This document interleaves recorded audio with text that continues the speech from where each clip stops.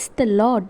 ஆண்டவராகிய இயேசு கிறிஸ்துவை உங்கள் சொந்த இரட்சகராக ஏற்றுக்கொண்டு நீங்கள் வந்ததால் எல்லாரும் உங்களை ஒதுக்கி வைக்கிறார்களா? ஆண்டவருக்குள் வந்து நீ என்ன பார்த்த, உனக்கு என்ன தான் கிடைச்சி, அப்படி உங்களை தப்பாக பேசுகிறாங்களா? கவலைப்படாதீங்க. என்றைக்கு நீங்கள் ஆண்டவராகிய இயேசு கிறிஸ்துவை உங்கள் சொந்த இரட்சகராக ஏற்றுக்கொண்டு அவருக்குள் வந்தீர்களோ அன்றைக்கே நீங்கள் ஆசீர்வதிக்கப்பட்டவர்கள்.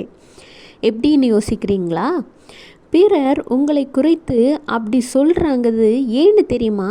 ஏனென்றால் நீங்கள் ஆண்டவருக்குள் வந்த பிறகு உங்கள் முகத்தில் ஒரு மலர்ச்சி தெரிகிறது, உங்கள் குடும்பத்தில் ஒரு மாற்றம் வந்திருக்கிறது.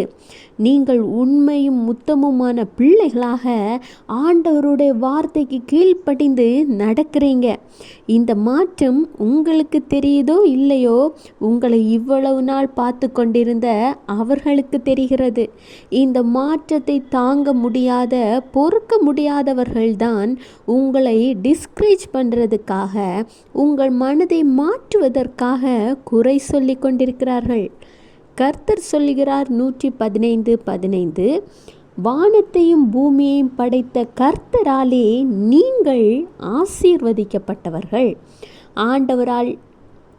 ஆண்டவராகிய இயேசு கிறிஸ்துவால் ஆசீர்வதிக்கப்பட்ட ஜனமாகிய உங்களுடைய செழுமையை, கொழுமையை, வர்த்திப்பை யாராலும் எந்த காரணத்தை கொண்டும் தடை செய்ய நீங்கள் இடம் கொடுக்காதீங்க. ஏற்ற காலத்தில் ஏற்ற நேரத்தில் விளைச்சலின் அறுவடையை நீங்கள் காண்பீங்க, ஆசீர்வாதத்தை பெற்றுக்கொள்வீங்க. Have a blessed day. Jesus bless you.